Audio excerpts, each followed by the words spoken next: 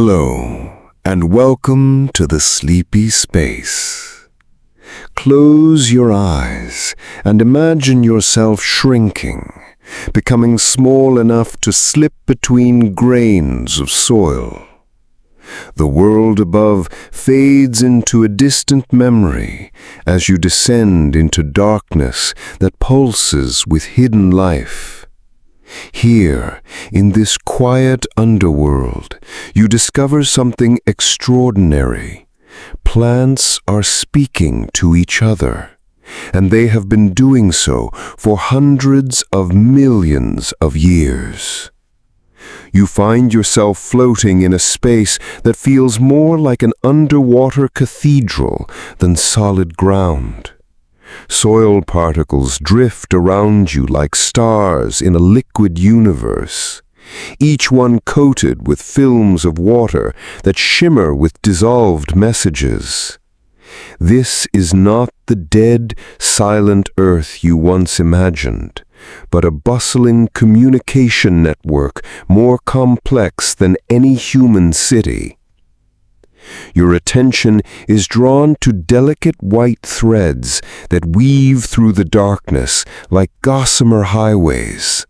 These are fungal hyphae, living bridges thinner than spider silk, yet stronger than steel cables in their purpose.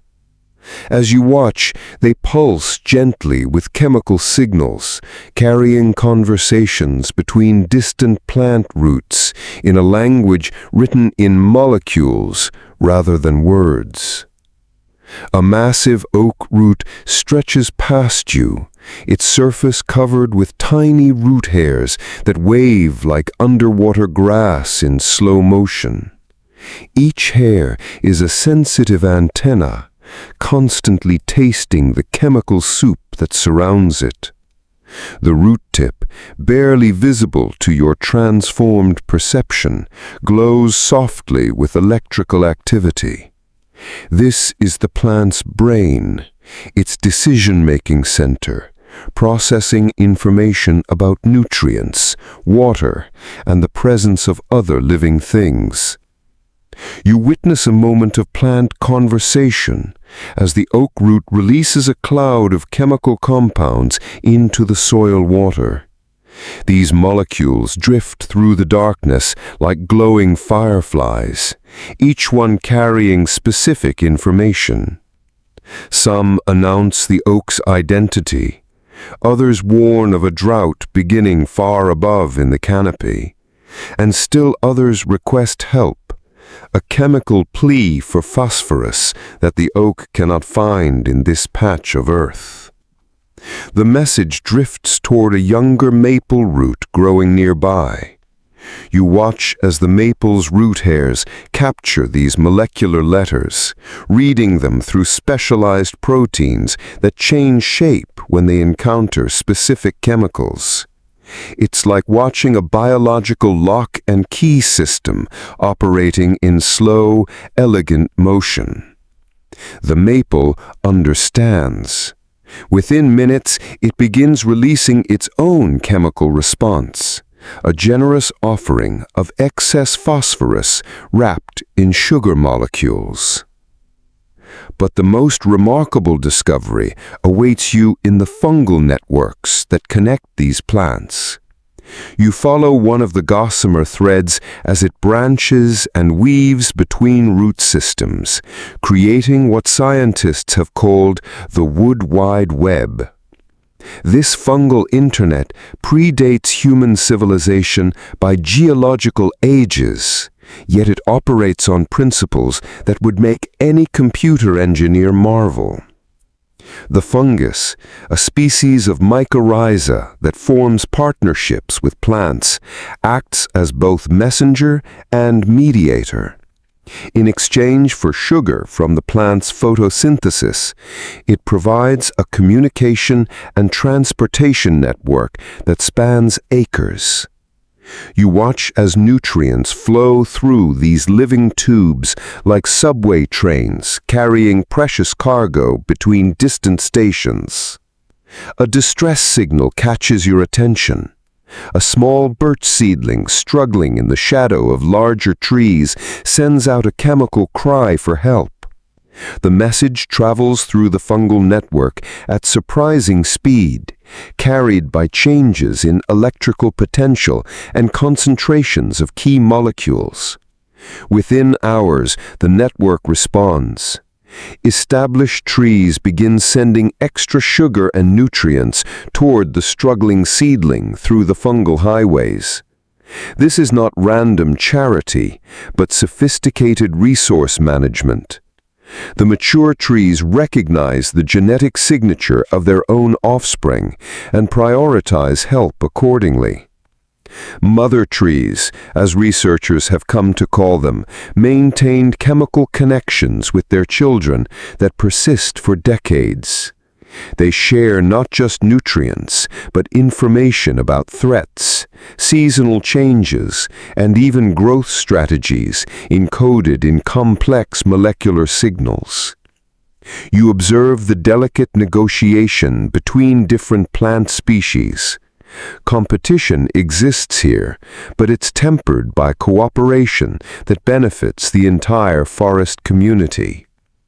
Nitrogen-fixing bacteria attached to certain root systems share their atmospheric bounty through the network.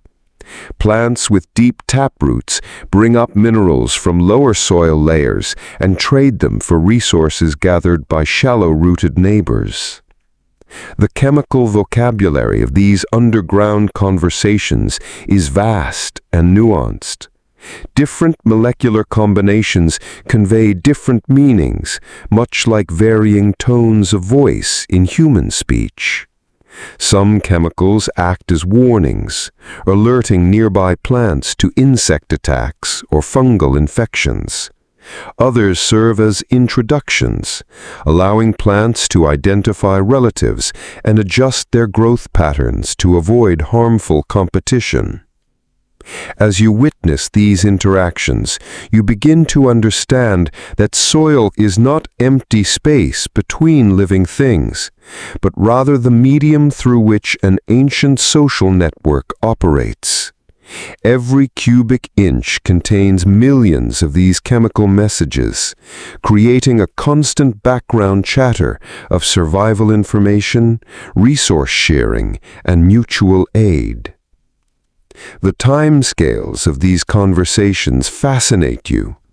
While human speech unfolds in seconds and minutes, plant communication often stretches across hours, days, and seasons. A warning about an impending drought might take weeks to propagate through a forest network, but once received, it triggers preparation strategies that can mean the difference between survival and death during the dry months ahead. You float deeper into this hidden world and discover that the conversations extend beyond individual needs. Plants share information about soil chemistry, helping each other optimize their root growth patterns. They coordinate their reproductive cycles, sometimes synchronizing flowering or seed production to maximize pollination success or reduce competition for germination sites. The elegance of this system overwhelms you. Without brains, without nervous systems, without voices, these beings have created a communication network that rivals the complexity of any human civilization.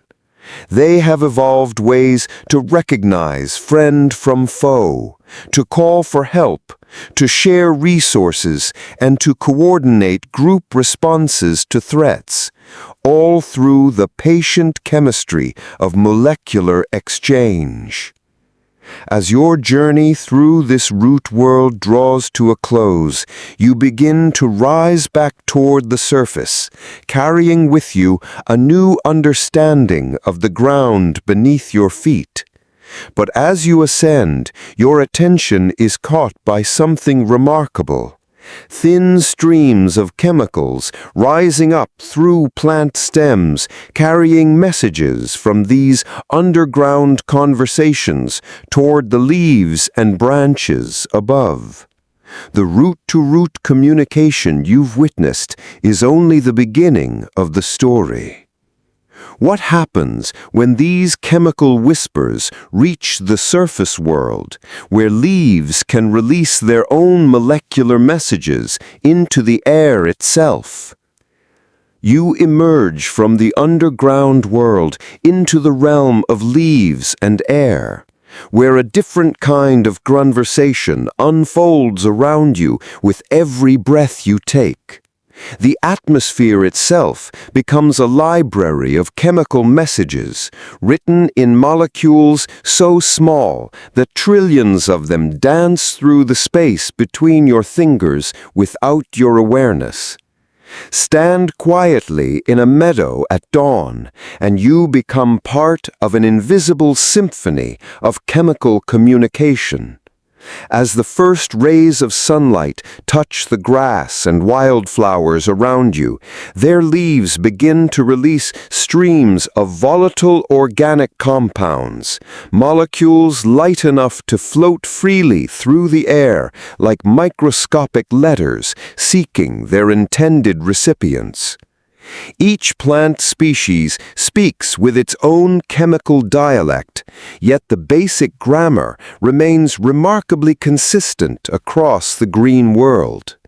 A single leaf might release hundreds of different compounds throughout the day, each one carrying specific information. Some molecules announce the plant's identity, like a chemical signature saying, "I am here, I am oak, I am healthy." Others carry more urgent messages, warnings of herbivore attacks, drought stress, or disease. You breathe in this molecular conversation without realizing it. The sweet scent of jasmine at evening, the fresh smell of grass after rain, the resinous fragrance of pine forests, these are not merely pleasant aromas, but fragments of an ongoing dialogue between plants that has shaped the chemistry of our atmosphere for millions of years. Consider the remarkable story unfolding when a caterpillar begins feeding on a tomato plant in a garden nearby.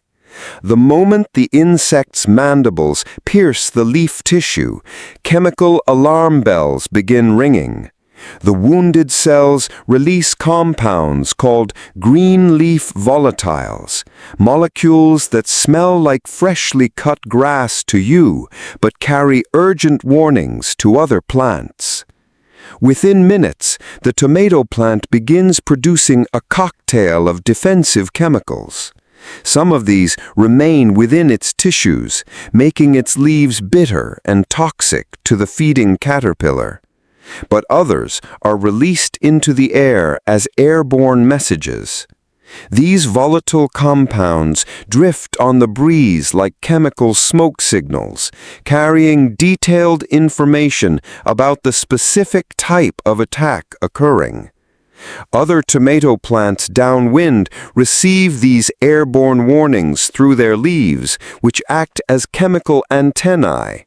Specialized receptor proteins in the leaf cells detect and interpret the molecular messages, much like your nose identifies different scents.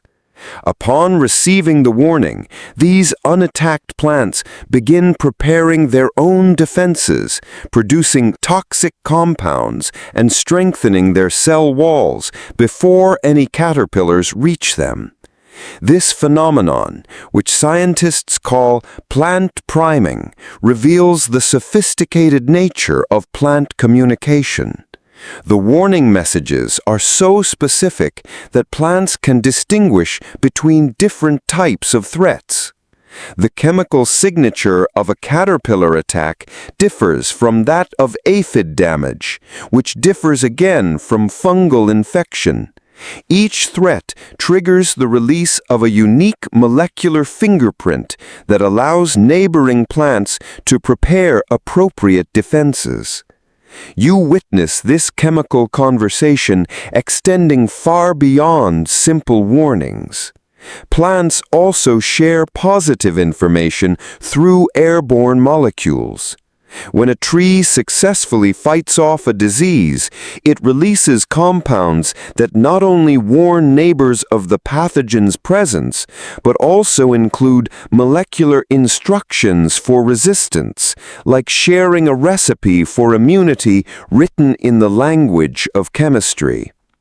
The timing of these chemical messages reveals another layer of sophistication. Many plants synchronize their chemical communications with daily and seasonal rhythms. Morning brings one set of molecular conversations, evening another. Spring's chemical vocabulary differs from autumn's, as plants share information about flowering times, pollinator activity, and resource availability. Some of the most elegant examples of airborne plant communication occur between plants and their animal partners. Flowers release complex bouquets of volatile compounds designed specifically to attract their preferred pollinators. Each molecule in these floral perfumes serves a purpose. Some announce the flower's readiness for pollination. Others indicate the quality and quantity of nectar available. And still others provide navigation cues that guide pollinators to the exact location of pollen and nectar. But the communication flows both ways. When a bee visits a flower, it leaves behind chemical traces that inform subsequent visitors about the flower's status. These molecular visiting cards can indicate whether the flower has already been emptied of nectar, helping other pollinators make efficient foraging decisions and preventing wasted energy. You observe how plants even communicate across species boundaries through airborne chemistry. When grasses detect volatile compounds from nearby sagebrush, they alter their growth patterns and chemical defenses. Desert plants share water stress signals that help entire plant communities prepare for drought. In tropical forests, the chemical messages from one tree species can influence the flowering times of completely unrelated plants. The sophistication of this aerial communication network becomes even more apparent when you consider how plants modulate their chemical messages based on environmental conditions. Wind speed and direction influence how and when plants release their volatile compounds. Humidity affects how far these molecules can travel and how long they remain active in the air. Plants adjust their chemical output accordingly, timing their most important messages for optimal atmospheric conditions. Some plants have evolved the ability to eavesdrop on the chemical conversations of others. Wild tobacco plants can detect and respond to the distress signals of nearby sagebrush, even though the two species are not closely related. This chemical eavesdropping allows plants to benefit from the early warning systems developed by their neighbors, creating layers of mutual protection across plant communities. The molecular complexity of these aerial conversations rivals any human language. Scientists have identified thousands of different volatile organic compounds that plants use for communication, and new ones are discovered regularly. Some molecules carry simple messages, while others convey complex information through subtle variations in their chemical structure, like different accents in the same language. You begin to understand that the air around you is thick with these invisible conversations. Every breath you take contains molecules that once carried messages between plants, warnings of danger, invitations to pollinators, chemical recipes for survival, and expressions of botanical care that flow continuously through the atmosphere. The realization dawns on you that you are not separate from this chemical dialogue, but intimately connected to it. The oxygen you breathe is a gift from plant photosynthesis, while the carbon dioxide you exhale feeds their growth. Your presence in the garden affects the local chemistry, as plants detect and respond to the compounds in your breath and the chemicals on your skin. As the day progresses and evening approaches, you notice subtle changes in the molecular atmosphere around you. Different plants begin releasing their nighttime chemical signals, some designed to attract nocturnal pollinators, others to communicate with soil organisms or neighboring roots. The chemistry of care continues its ancient work even as human activity slows. Standing in this meadow of invisible conversations, you marvel at the revelation that plants have been writing poetry in molecules for eons, crafting chemical verses that speak of survival, cooperation, and mutual aid. Each volatile compound released into the air carries with it the accumulated wisdom of millions of years of plant evolution, strategies for thriving in a complex, ever-changing world. But as fascinating as these aerial chemical messages are, you sense there are even deeper layers to this botanical communication network. Beneath your feet, those fungal threads you encountered earlier continue their work, but they are part of something larger still, an interconnected web of relationships that extends far beyond individual chemical conversations. What mysteries await in the vast underground networks that connect not just neighboring plants, but entire forests in conversations that span decades and involve the sharing of resources on an almost unimaginable scale? You descend once more into the earth, but this time with deeper understanding of the chemical conversations flowing above and below ground. Here in the cathedral darkness of forest soil, you discover something that challenges everything humans once believed about plant independence. Stretching as far as your transformed vision can perceive, delicate fungal threads weave together the roots of hundreds of trees in a living network, so sophisticated it resembles the neural pathways of a vast, distributed brain. This is the mycorrhizal web, nature's original internet, connecting forest communities in relationships of mutual aid that have persisted for over 400 million years. As you float through this underground realm, you witness exchanges of nutrients, information, and care that reveal forests not as collections of competing individuals, but superorganisms, united by threads finer than human hair, yet stronger than steel in their purpose. The fungal partners in this ancient alliance belong to species with names that roll like poetry through scientific journals: Pisolithus, Rhizopogon, Lacaria. Each fungal individual extends its hyphal network across acres of forest floor, connecting dozens or even hundreds of trees in chemical communion. In exchange for the sugars that trees produce through photosynthesis, these fungi provide an expanded root system that can extend a tree's reach by thousands of times. You observe a magnificent Douglas fir, centuries old, its trunk thick enough that 10 people holding hands could barely encircle it.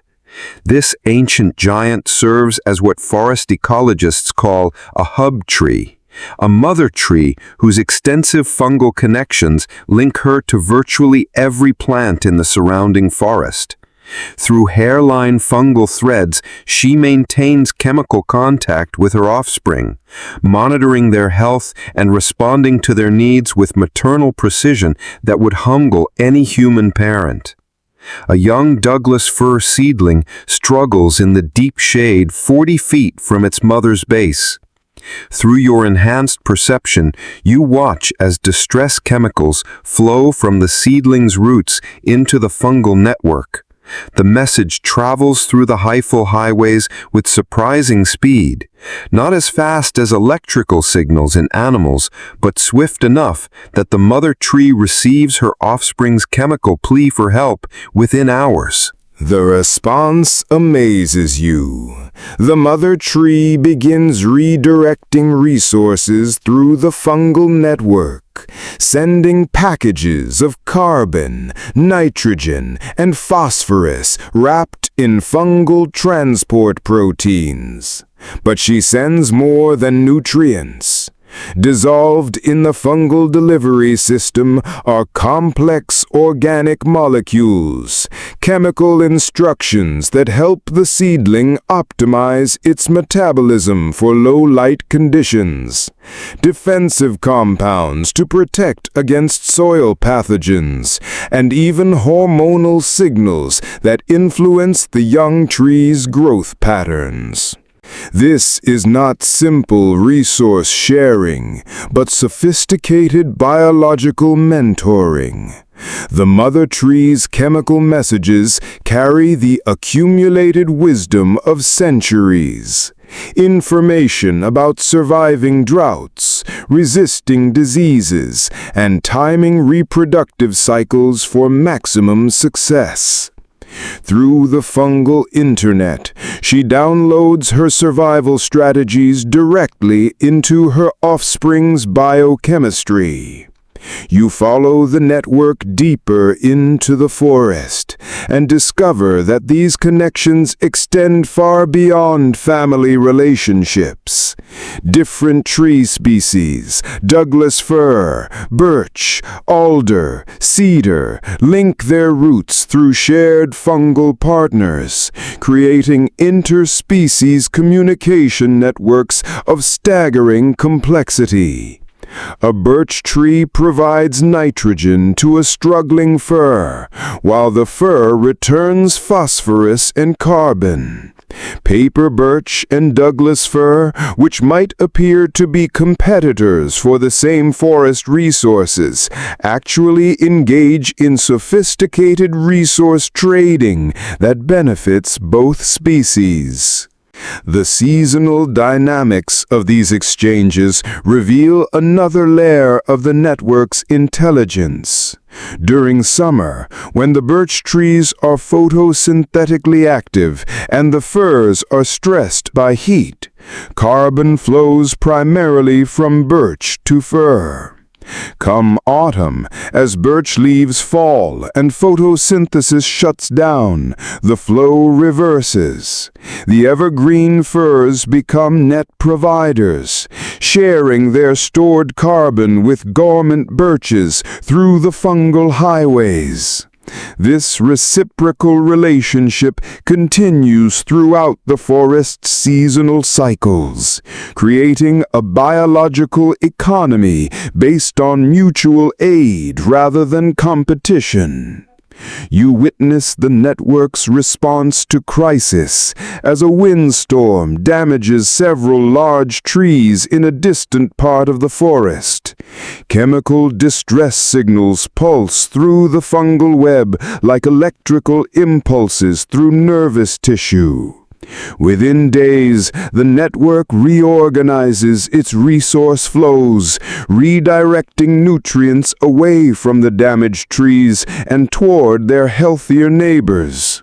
The injured trees, rather than becoming resource drains, actually contribute to the forest's recovery by sharing their remaining stored resources through the network before they die.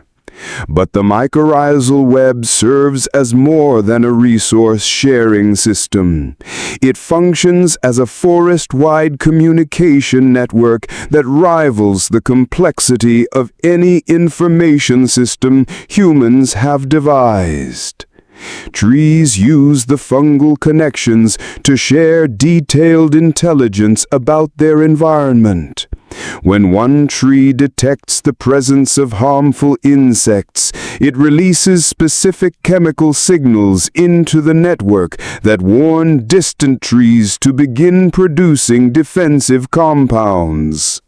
These chemical messages are so precise that trees can distinguish between different species of attackers and adjust their defenses accordingly. The network even facilitates long-distance chemical conversations about reproduction. Trees coordinate their flowering and seed production through fungal-mediated chemical signals, sometimes synchronizing reproduction across entire watersheds. This coordination reduces the risk of reproductive failure and ensures that pollinators and seed dispersers encounter abundant resources during critical periods. You discover that the fungal partners themselves are active participants in these forest conversations, not merely passive conduits for plant communication. The fungi can selectively route nutrients and information through their networks, sometimes acting as biological brokers that facilitate beneficial exchanges while limiting connections between incompatible plants.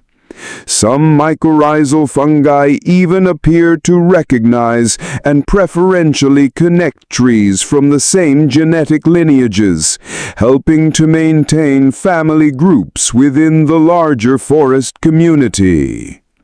The sophistication of these fungal networks becomes even more apparent when you observe their response to environmental change. During drought periods, the network redistributes water from areas of abundance to areas of need. Trees with access to groundwater share their resources with those suffering from water stress, while the network as a whole adjusts its architecture to maximize water retention and minimize loss to evaporation. Climate information flows through these networks across vast distances. Trees at lower elevations, experiencing the early effects of warming temperatures, send chemical signals through the fungal web that help prepare higher elevation trees for changes that may not reach them for years or decades. This early warning system allows forests to begin adapting to environmental changes long before they become locally apparent. You observe the network's memory systems, fungal structures that store information about past environmental conditions and successful survival strategies. When familiar stresses recur, the network can rapidly mobilize responses based on stored chemical memories, allowing forests to react more quickly to repeated challenges.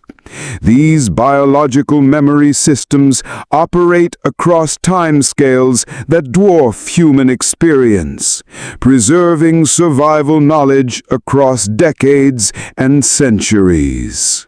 The social dimensions of the mycorrhizal internet become clear as you witness its role in maintaining forest diversity.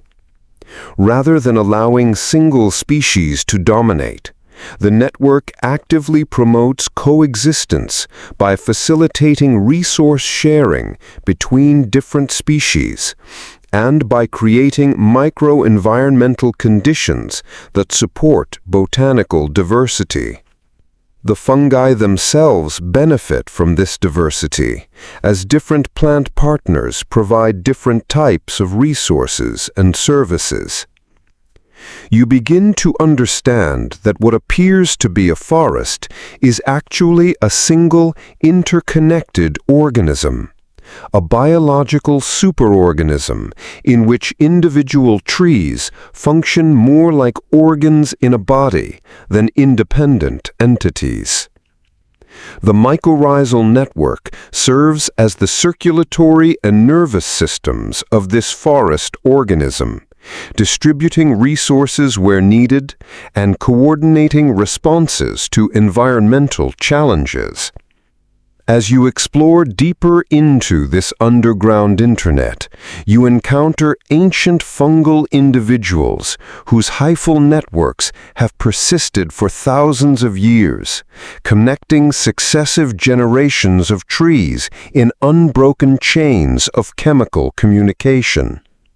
These fungal elders serve as living repositories of forest memory, maintaining the chemical knowledge that allows forests to persist through centuries of environmental change. The realization grows within you that forests are not collections of individual trees competing for resources, but collaborative communities engaged in sophisticated biochemical commerce and communication. The mycorrhizal web represents one of Earth's most successful examples of biological cooperation, a system of mutual aid that has enabled forests to thrive across geological time while creating the oxygen-rich atmosphere that makes complex life possible. Standing at the edge of this vast underground network, you sense that the connections you've witnessed only represent a fraction of the forest's communication systems. The chemical conversations, the fungal internet, the resource sharing, all of these operate within an even larger framework of biological signaling that extends beyond chemistry into the fundamental forces that animate all living things.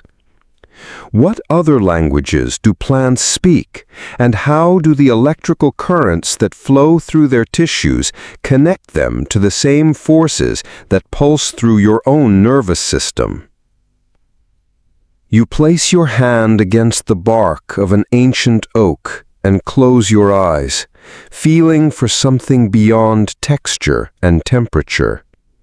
Beneath your palm, invisible rivers of electrical current flow through living tissue, carrying messages that travel at speeds that make chemical signals seem glacially slow. This is the hidden electrical dimension of plant communication, a biological internet operating on the same fundamental principles that animate your own nervous system. The discovery amazes you. Plants are electrical beings, just as you are. Every cell in the oak's massive trunk pulses with carefully controlled electrical potentials, creating waves of bioelectricity that coordinate the tree's responses to its environment with precision that rivals any computer network. These electrical signals race through plant tissues at speeds measured in centimeters per second, thousands of times faster than the chemical messages you've been observing. You shrink your awareness down to the cellular level, where the true magic of plant bioelectricity unfolds. Each plant cell maintains an electrical charge across its membrane, much like a tiny biological battery. Specialized proteins called ion channels act as gatekeepers, opening and closing to allow specific charged particles, sodium, potassium, calcium, chloride, to flow in and out of cells. These ion movements create electrical currents that can propagate through plant tissues like waves rippling across water. When a gentle breeze moves through the oak's canopy high above, mechanical sensors in leaf stems detect the movement and trigger electrical signals that flash through the tree's vascular system. Within seconds, the tree's entire root system receives the electrical news of wind movement, allowing it to adjust its anchor strength and prepare for potential mechanical stress. This electrical communication system enables the oak to coordinate responses across its massive structure faster than any chemical signal could travel.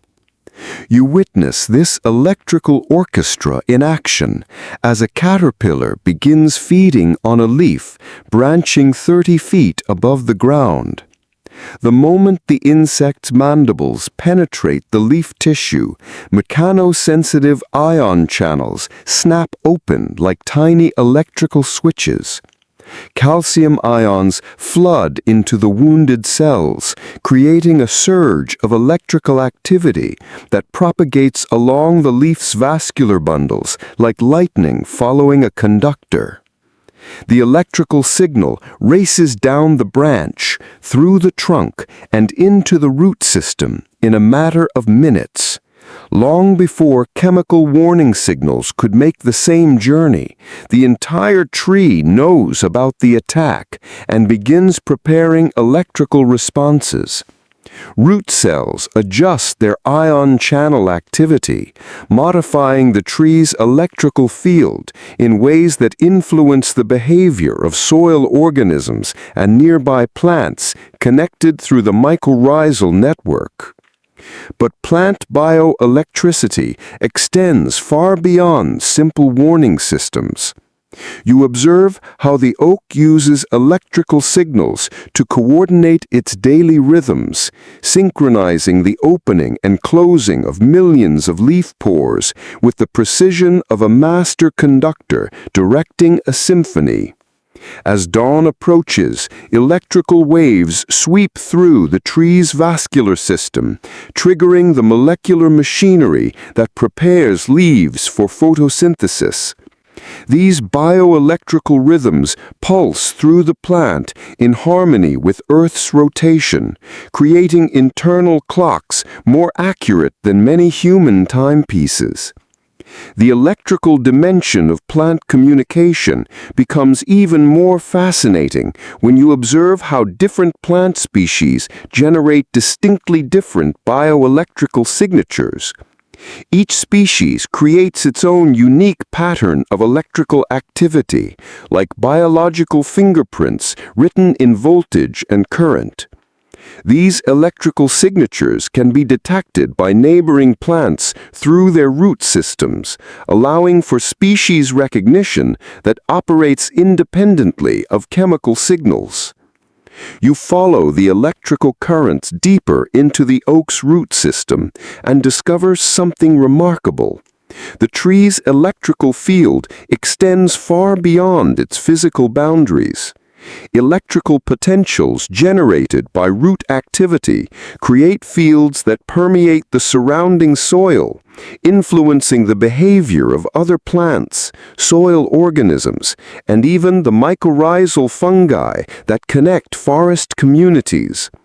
The oak exists within an invisible sphere of bioelectrical influence that shapes its environment in ways scientists are only beginning to understand. The sophistication of plant electrical systems becomes apparent as you witness their role in long-distance communication within individual plants.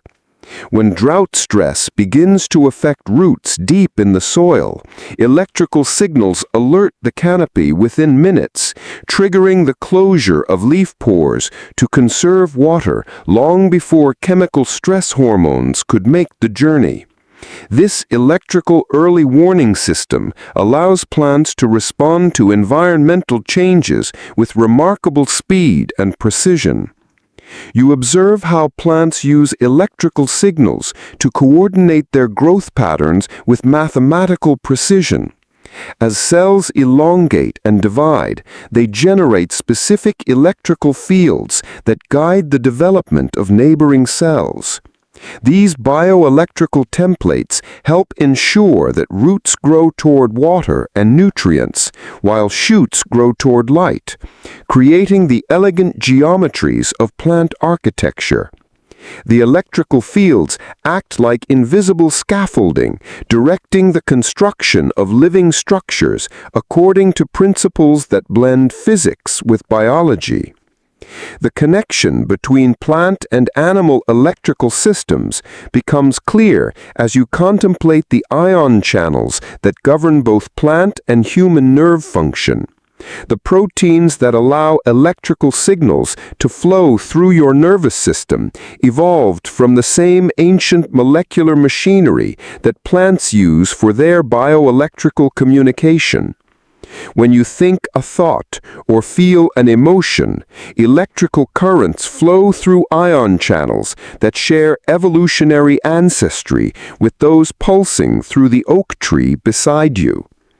This realization deepens as you discover how plant electrical systems respond to the electromagnetic fields generated by other living things. The oak's bioelectrical field subtly changes when you approach, responding to the electrical activity of your nervous system and the electromagnetic signatures of your cellular metabolism. You are not merely observing the tree's electrical activity, you are participating in an electromagnetic dialogue that connects all living things through the fundamental forces of bioelectricity. You witness how thunderstorms and other atmospheric electrical phenomena influence plant bioelectrical systems. As lightning flashes overhead, sensitive electrical equipment in research stations records corresponding changes in plant bioelectrical activity. The trees seem to sense and respond to the massive electrical fields generated by storms, adjusting their own bioelectrical patterns in ways that may help them prepare for the environmental changes that storms bring.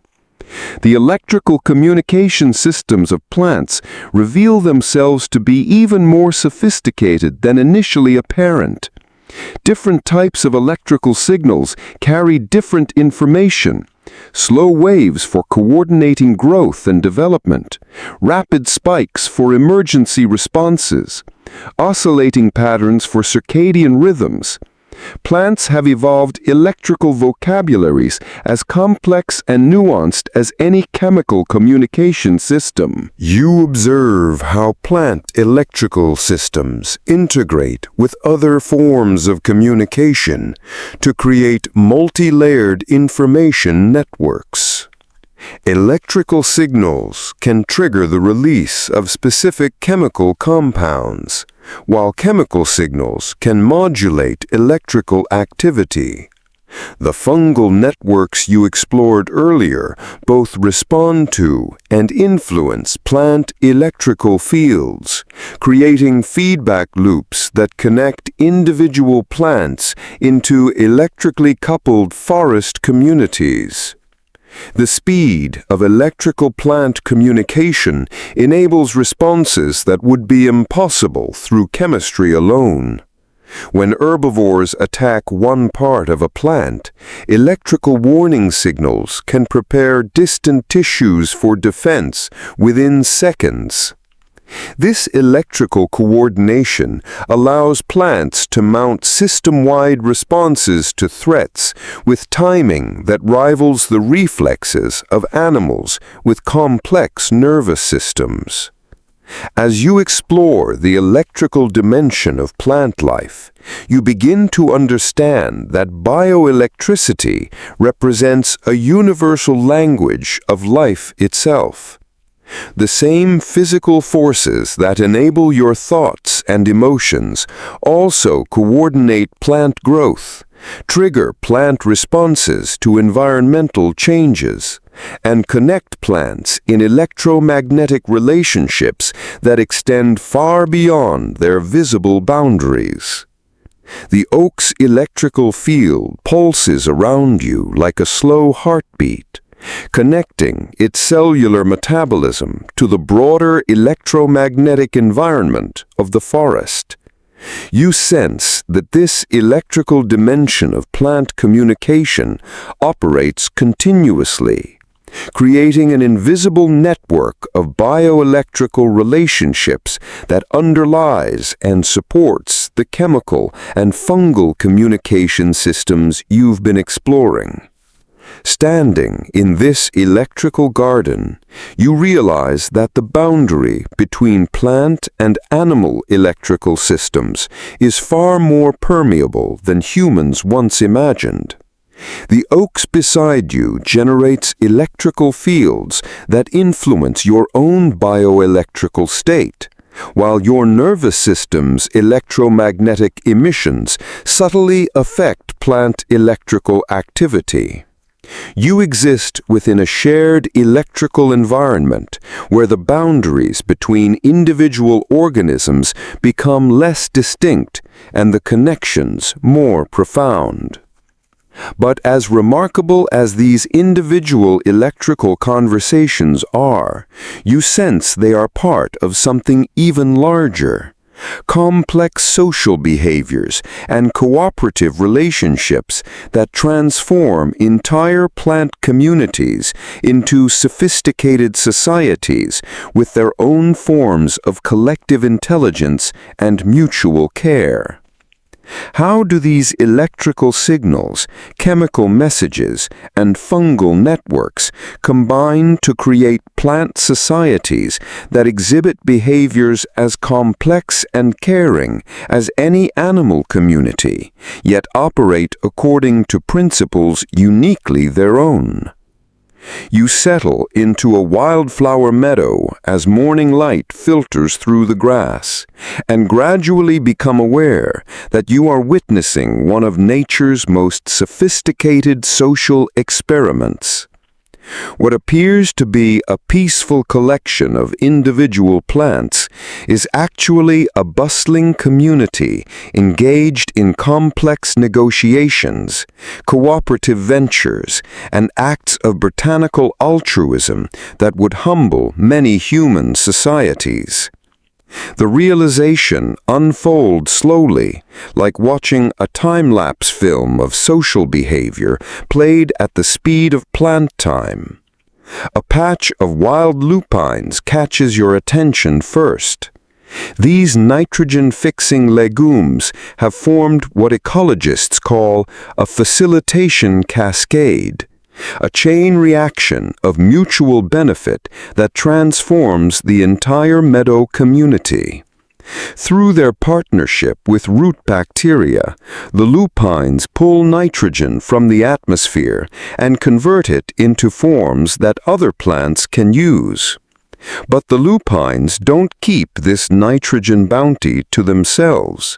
Through root exudates and decomposing tissues, they share their nitrogen wealth with the broader plant community, creating fertility islands that support diverse botanical neighborhoods. In return, these neighboring plants provide the lupines with other essential nutrients: phosphorus from deep-rooted grasses, trace minerals from broad-leafed herbs, and aromatic chemicals that help protect against shared herbivores. You observe how this resource sharing operates according to principles of reciprocal altruism that rival the complexity of any human economic system. Plants don't simply give away resources randomly.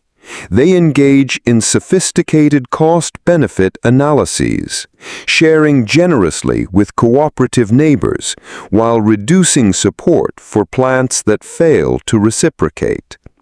The meadow operates as a biological marketplace where reputation matters and long-term relationships determine success. The social structure becomes more apparent as you notice how plants arrange themselves in the landscape, Far from being randomly distributed, the meadow plants have organized themselves into functional neighborhoods based on complementary needs and abilities. Shallow-rooted species cluster near deep-rooted plants that bring up water and minerals from lower soil layers. Sun-loving plants create canopy openings that benefit shade-tolerant species growing beneath them. These spatial arrangements represent the outcome of thousands of subtle negotiations conducted through the chemical, electrical, and fungal communication systems you've been exploring. Plants recognize their neighbors through molecular signatures, assess their trustworthiness through past exchanges, and adjust their growth patterns to optimize community benefits while meeting their own needs. You witness remarkable examples of plant cooperation that challenge traditional notions of botanical behavior. When drought stress threatens the meadow, you observe water-sharing networks that operate like community irrigation systems. Plants with access to deeper groundwater extend their root systems toward neighbors experiencing water stress, creating underground pipelines that distribute moisture throughout the community according to need rather than competitive advantage. The sophistication of these water-sharing networks amazes you. Plants don't simply share water randomly. They prioritize distribution based on community roles and reciprocal relationships. Nitrogen-fixing legumes often receive priority during drought, recognition of their essential contributions to community fertility. In return, these privileged plants continue their nitrogen donations even during times of stress, maintaining community services when individual survival might seem to demand selfishness. You discover that plants maintain detailed social memories that influence their cooperative behaviors across multiple growing seasons. A grass species that received phosphorus from a neighboring wildflower during one drought will preferentially share carbon with that same wildflower during subsequent resource shortages. These botanical friendships can persist for years, creating stable cooperative relationships that benefit both partners across changing environmental conditions. The meadow's response to threats reveals another dimension of plant social behavior. When herbivores begin feeding in one area, the attacked plants don't simply defend themselves, they coordinate community-wide defensive strategies. Chemical warning signals propagate through the plant community like gossip through a human neighborhood, allowing unattacked plants to begin producing defensive compounds before herbivores reach them. But the community response goes beyond individual defense. Plants that are not directly threatened often increase their production of compounds that attract the natural predators of herbivorous insects. This biological calling for help benefits the entire community by reducing herbivore populations, even though individual plants expend energy and resources to provide this public service. You observe how plant communities coordinate their reproductive strategies to maximize community fitness rather than individual success. Many species synchronize their flowering times to ensure adequate pollinator services for all community members, even when staggered blooming might provide competitive advantages to individual plants. This reproductive cooperation creates spectacular synchronized flowering displays that benefit the entire pollinator community while ensuring reliable seed set for all participating plants. The social complexity extends to seed dispersal strategies. Plants coordinate the timing and location of seed release to minimize competition between their offspring while maximizing colonization of suitable habitats. Some species delay their seed dispersal until neighboring plants have finished reproducing, reducing direct competition for establishment sites. Others engage in bet hedging strategies, spreading their reproductive effort across time and space to benefit from community-level environmental assessments. You witness how plant communities develop what ecologists call social norms, behavioral patterns that benefit community stability even when they might disadvantage individual plants. Fast-growing, potentially dominant species often self-regulate their growth to maintain community diversity. This botanical restraint prevents any one species from overwhelming the community and ensures the continued cooperation that benefits all members. The meadow's response to newcomers reveals sophisticated social recognition systems. When seeds of new species germinate in the community, established plants assess their potential contributions and compatibility through chemical communications. Beneficial newcomers, such as species that provide novel resources or services, receive welcoming chemical signals and facilitated establishment. Potentially disruptive species face chemical deterrence and resource competition that can prevent their establishment. These plant societies even exhibit forms of collective memory that help communities adapt to changing conditions. Chemical information about successful responses to past environmental challenges gets stored in soil organic matter and fungal networks, creating community knowledge bases that persist across generations. When similar challenges recur, the community can rapidly mobilize proven response strategies based on this stored social memory. You observe how plant communities engage in long-term landscape engineering projects that span decades or centuries. Forest edges gradually advance into grasslands through coordinated efforts where pioneer species modify soil and microclimate conditions to facilitate the establishment of forest plants. Each generation of plants contributes to this long-term community project, even though individual plants may not live to see its completion. The social behaviors extend to intergenerational care that rivals parental behavior in animals. Mature plants often create protective nursery areas where their own seeds and those of community partners receive enhanced resources and protection during vulnerable establishment phases. These botanical nurseries demonstrate forward-thinking social planning that prioritizes community continuity over immediate individual benefits. You discover that plant communities develop specialized roles similar to occupational specialization in human societies. Some plants become community engineers, modifying soil chemistry and physical structure to benefit others. Others serve as nurses, providing enhanced growing conditions for vulnerable species. Still others act as sentinels, using their superior sensory capabilities to provide early warning of environmental changes or threats. The meadow's conflict resolution mechanisms reveal another aspect of plant social sophistication. When resource competition threatens community stability, plants engage in chemical negotiations that often result in spatial or temporal resource partitioning. Rather than engaging in destructive competition, plants frequently develop arrangements that allow multiple species to coexist by specializing in different resources or using the same resources at different times.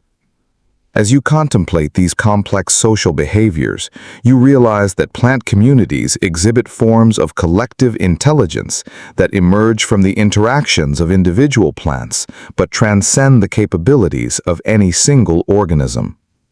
The meadow as a whole processes environmental information, makes collective decisions, and adapts to challenges in ways that demonstrate emergent intelligence arising from botanical cooperation. The social sophistication of these plant communities challenges fundamental assumptions about consciousness, intention, and social behavior. Without brains, without central nervous systems, without the cognitive apparatus that humans associate with complex social behavior, plants have nonetheless evolved societies that exhibit cooperation, reciprocity, communication, memory, and collective decision-making. Standing in this meadow of silent cooperation, you begin to understand that the boundaries between plant and animal social behavior are far more permeable than traditionally assumed.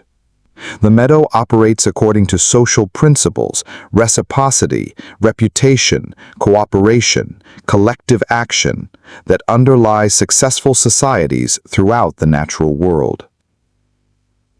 As evening approaches and the meadow settles into its nighttime rhythms, you sense that your journey through the hidden world of plant communication is approaching a deeper understanding. The chemical signals, the fungal highways, the electrical pulses, the social negotiations, all of these are expressions of something far more fundamental than communication systems. They are the voice of life itself, speaking in the ancient language of connection and care that flows through every living cell on Earth. Your breath slows as you realize that you have never been separate from this conversation. Every molecule of oxygen that fills your lungs carries the chemical signature of plant photosynthesis. Every carbon atom in your body once participated in the biochemical conversations of growing plants. The electrical currents that enable your thoughts operate through ion channels that share evolutionary ancestry with those pulsing through the trees around you. You are not observing plant communication from the outside.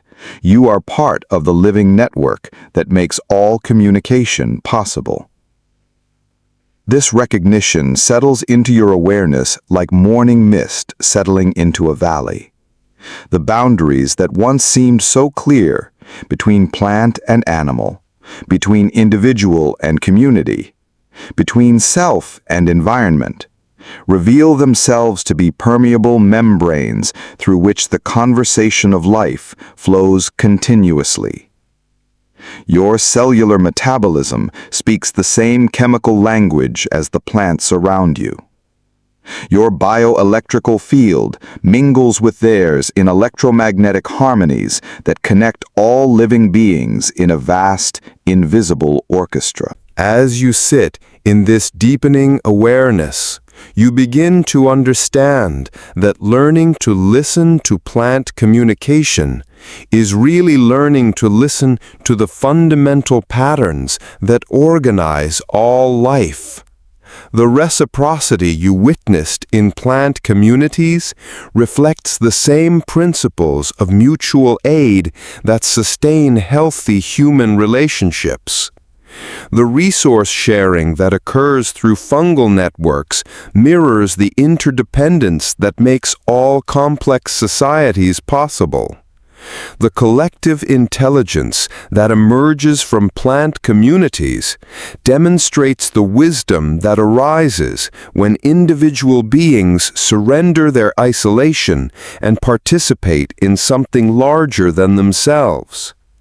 The plants around you continue their quiet conversations, and now you sense them differently. The maple tree's chemical signals carry not just information about insect attacks or nutrient needs, but expressions of the tree's fundamental aliveness, its capacity to sense, respond, and participate in the ongoing creation of the world. The grass beneath your feet pulses with electrical patterns that connect it to every other blade in the meadow and to the vast web of life that spans continents and oceans. You realize that plant communication is teaching you about a different way of being in the world, one based on patience, receptivity, and deep listening, rather than the hurried exchange of words that characterizes so much human interaction. Plants communicate across timescales that humble human urgency, sharing information and resources through conversations that unfold over hours, days, seasons, and years. Their slow wisdom offers a counterpoint to the rapid pace of human life, reminding you that the most important conversations often require time to develop and mature. The silence around you becomes pregnant with meaning as you understand that plants have mastered the art of communication without words.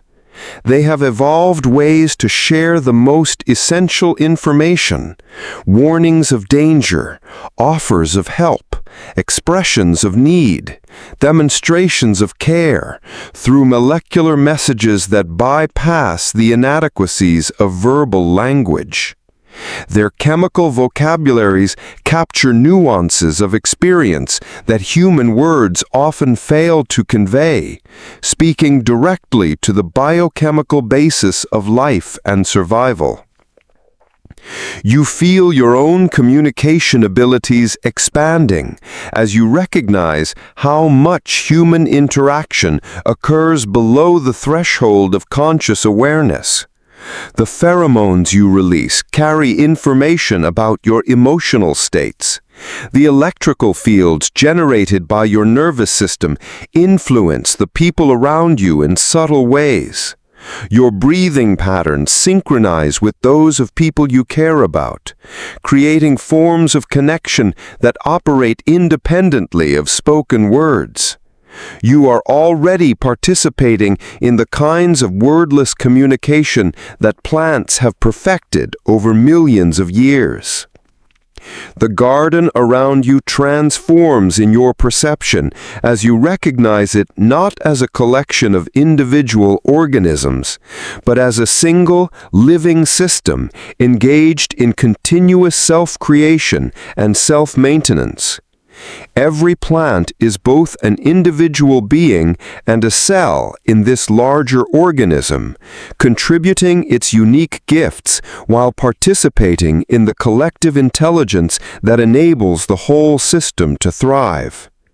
The boundaries between plants blur as you perceive the chemical, electrical, and fungal connections that make them facets of a single, multifaceted awareness.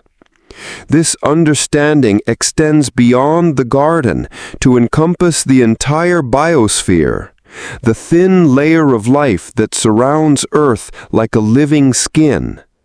You sense yourself as part of this planetary organism, connected through atmospheric gases, water cycles, and biogeochemical processes to every other living being on the planet. The oxygen you breathe connects you to every photosynthetic plant and algae. The carbon you exhale feeds the growth of forests and grasslands. You are not just observing the web of life, you are one of its strands, woven into the pattern of existence in ways that make separation impossible. As your awareness settles more deeply into this recognition, you begin to understand what it means to truly listen to the language of life. It requires a quality of attention that moves beyond the analytical mind and engages your whole being, your biochemical sensitivity, your electromagnetic receptivity, your intuitive capacity to sense the subtle patterns that connect all living things. This kind of listening transforms you from a passive observer into an active participant in the ongoing conversation of existence. You discover that this deeper listening changes how you relate to the world around you. The plants in your garden become partners in conversation rather than objects of study. The food you eat carries the stories of the plants and soil communities that created it. The air you breathe becomes a medium of chemical communication that connects you to forests and grasslands around the world. Every aspect of your life reveals itself to be part of the vast network of relationships that sustain life on Earth. The practical implications of this understanding begin to unfold in your awareness. When you recognize plants as communicating beings engaged in sophisticated social relationships, you naturally begin to treat them with greater respect and consideration.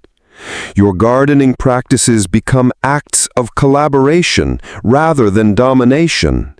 Your relationship with food becomes a conscious participation in the cycles of life and death that connect all living beings. Your connection to natural places deepens into a form of interspecies friendship based on mutual recognition and care. You sense how this botanical wisdom might transform human relationships as well.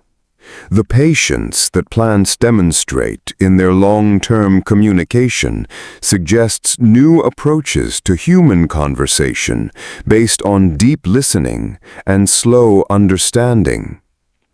The resource sharing that characterizes plant communities offers models for human economies based on reciprocity and mutual aid rather than competition and accumulation.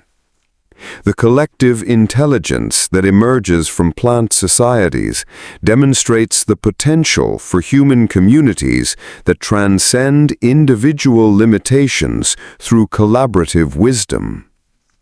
As the night deepens around you, the communication networks of the plant world continue their ancient work. Chemical messages drift through the darkness, carrying information about the day's events and preparations for tomorrow's activities. Electrical signals pulse through root systems, coordinating responses to the subtle changes that mark the transition from day to night. Fungal networks redistribute resources and information according to the community's needs, maintaining the relationships that make forest life possible. You realize that by learning to perceive these communication networks, you have discovered something precious that modern human life often obscures. The recognition that you are not alone, isolated, or separate, but part of a vast community of beings that extends far beyond the human world. Every tree is a potential teacher, every flower a source of wisdom, every blade of grass a participant in the collaborative intelligence that sustains life on Earth. The silence around you becomes filled with presence as you understand that you are always in communication with the living world, whether you recognize it or not. Your breath participates in the atmospheric conversations that connect all air-breathing beings. Your body's electromagnetic field mingles with those of the plants around you. Your cellular metabolism engages in the same biochemical processes that animate all life. You exist within a field of constant communication that transcends the boundaries of species and connects you to the larger community of life. As sleep begins to approach, you carry with you this profound recognition that the plant world's greatest gift is not just the oxygen you breathe or the food you eat, but the reminder that communication, at its deepest level, is about connection rather than information exchange. It is about recognizing the fundamental relatedness that makes life possible and learning to participate consciously in the web of relationships that sustains all existence. In this final moment of awareness before sleep, you understand that the secret language of plants is really the language of life itself, a conversation of chemistry and electricity, of giving and receiving, of individual expression and collective wisdom that has been speaking into existence for billions of years. By learning to listen to this language, you have discovered not just how plants communicate, but how to participate more fully in the eternal conversation of life that connects all beings in the gentle grammar of existence itself. And as your consciousness settles into the restorative silence of sleep, you rest in the knowledge that you are held within this vast network of communication and care, breathing the oxygen gifted by photosynthesis, your dreams mixing with the chemical conversations of the night, your sleeping body participating in the same fundamental rhythms that pulse through every living cell on Earth.